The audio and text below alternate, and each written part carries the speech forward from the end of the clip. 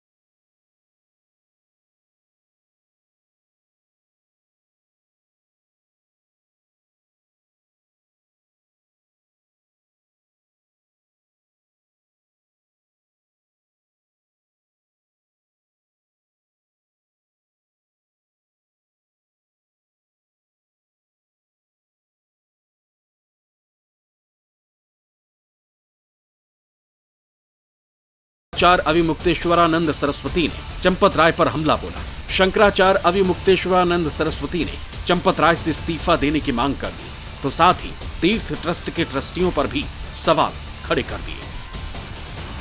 चंपत राय जी कह रहे हैं कि शंकराचार्यों की यहाँ जरूरत नहीं है क्योंकि ये तो रामानंदा संप्रदाय के लोगों का स्थान है।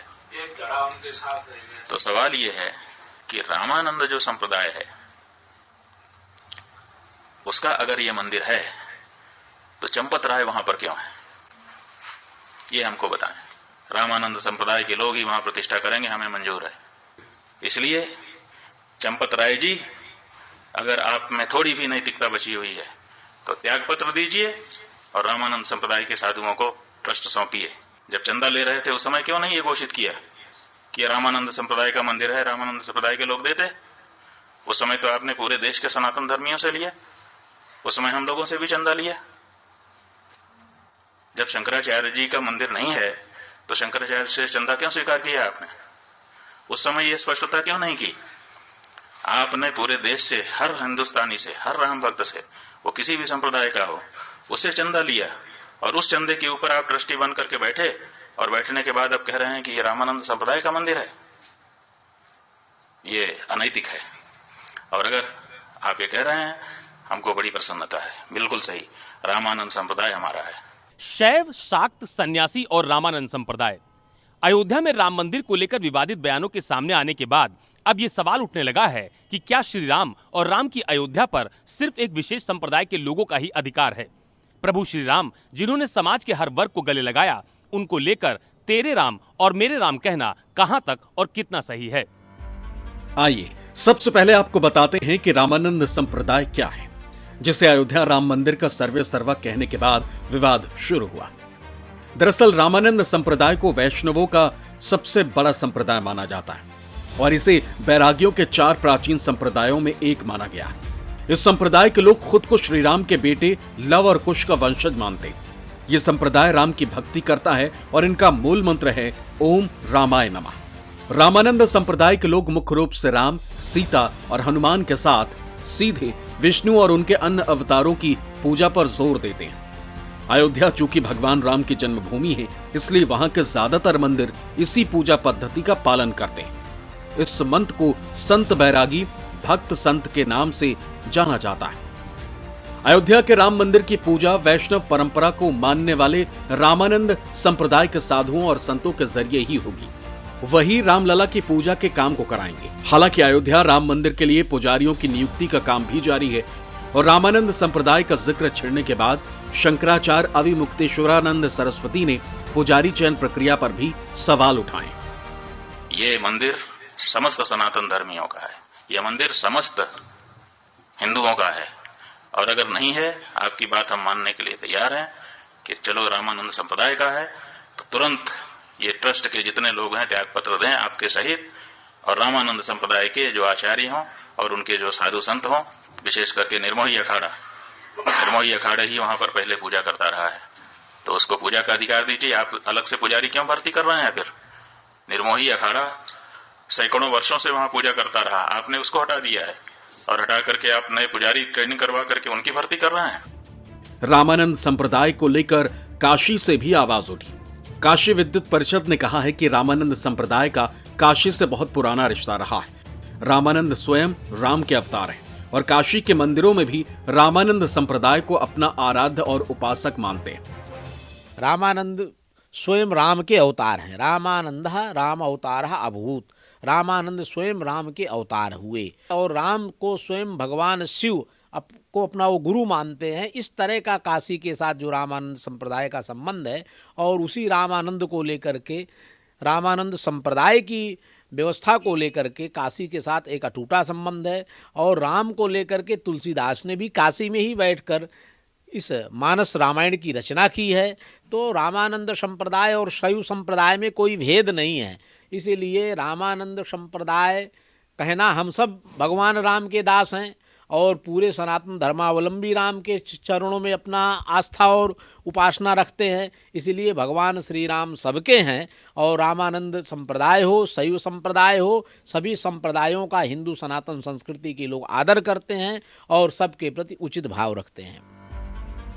रामानंद संप्रदाय के साथ चंपत राय ने कुछ और संप्रदायों का नाम लेते हुए उन्हें श्री राम और राम मंदिर का होने से इनकार कर दिया था। आइए आपको हिंदुओं के बाकी संप्रदायों के बारे में भी बताते हैं। शिव महापुराण के मुताबिक हिंदुओं के 6 संप्रदाय माने गए हैं। इनमें शैव, वैष्णव, शाक्त, नाथ, वैदिक, चारवाक संप्रदाय।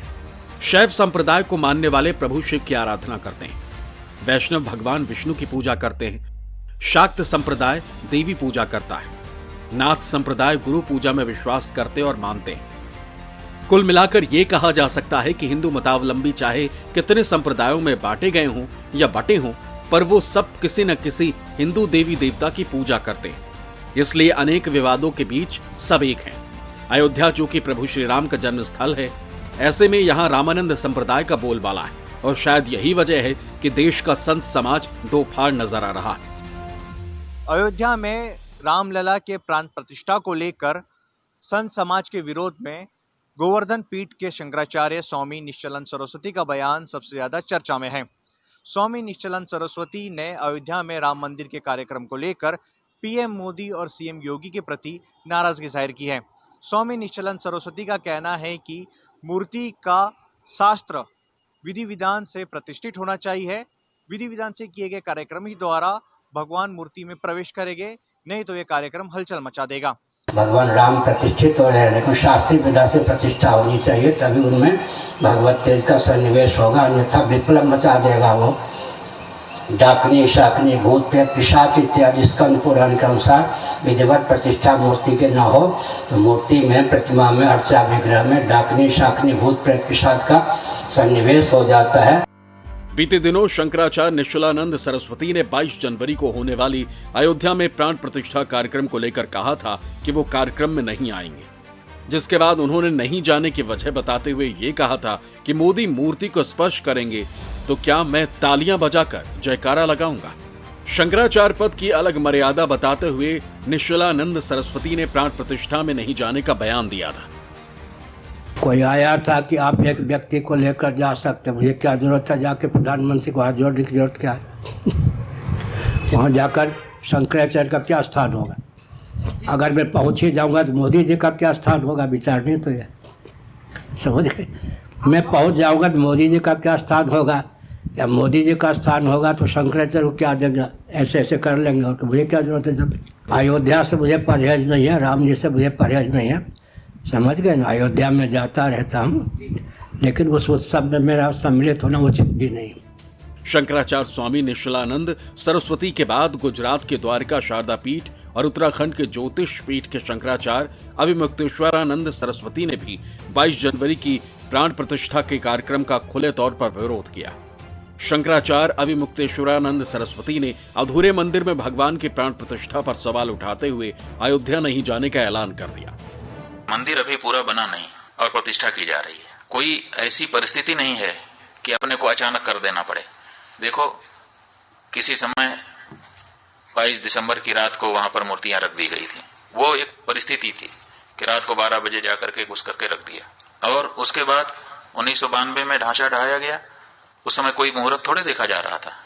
उस समय जैसी परिस्थिति थी उसी में आनंद फानंद में तंबू तान करके भगवान की मूर्ति गायब हो गई थी। उसको फिर उनके राजा साहब के घर से उनके दादी जी की मूर्ति मांग करके उसको ला करके रख दिया गया। उसकी पूजा होती रही। किसी ने प्रश्न उठाया? किसी शंकराचार्य ने नहीं प्रश्न उठाया। लेकिन आज ऐसी कोई परिस्थिति नहीं है कि हमको जरूरी हो गया कि आज 22 तारीख को ही कर दें। आज तो हमारे पास पूरा मौका है, हम अच्छे से बना करके प्रतिष्ठा कर सकते हैं। लेकिन फिर भी अधूरे मंदिर में प्रतिष्ठा कर दी जा रही है, तो ये हम कैसे स्वीकार कर लें? काशी विद्वत परिषद ने शंकराचार्यों के प्राण प्रतिष्ठा बहिष्कार पर खेद जताया।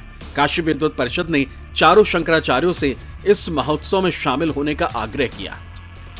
हमारा ये मानना है कि भगवान श्री राम का ये जो प्राण प्रतिष्ठा महोत्सव है, महा उत्सव है। इस महा उत्सव में तदेव लगनम सुदिनम तदेव तारावलम चंद्रवलम तदेव विद्यावलम दैववलम तदेव लक्ष्मीपते तेंघयुगम स्मरामि।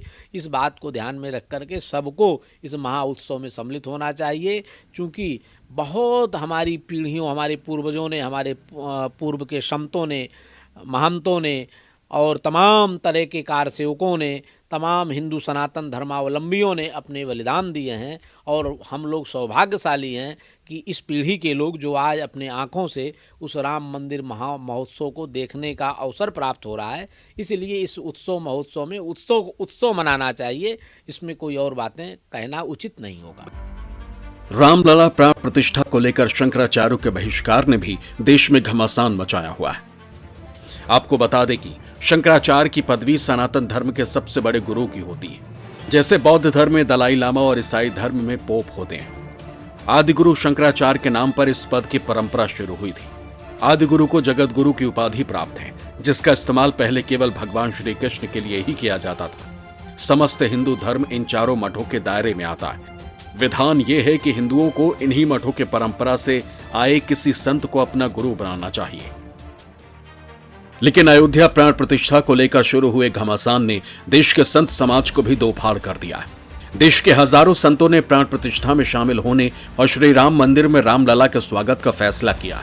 देश के हर हिस्से से लोगों को निमंत्रण भेजा गया, लेकिन श्री राम के नाम पर जिस तरह से शब्दों के बाण चलाए जा रहे हैं, उससे देश आहत हुआ है। और यही वजह है कि नाराज संतों को मनाने की कोशिशें भी जारी हैं और 22 तारीख के उत्सव को भव्य से अति भव्य करने की तैयारी में भी कोई कमी नहीं रखी गई। वाराणसी से अनुज सिंह के साथ ब्यूरो रिपोर्ट, न्यूज़